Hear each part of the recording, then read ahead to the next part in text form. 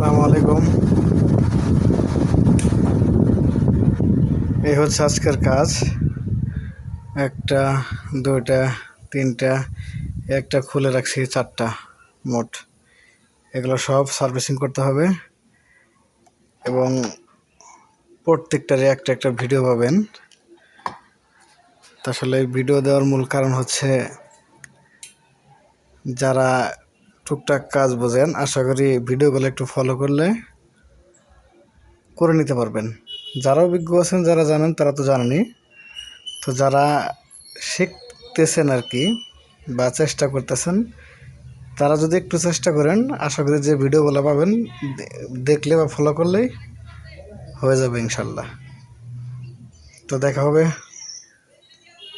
এরপরে যেটা যেটা সার্ভিসিং করব সম্পূর্ণ একটা একটা ভিডিও দিয়ে দেবো ইনশাল্লাহ। ভালো থাকবেন।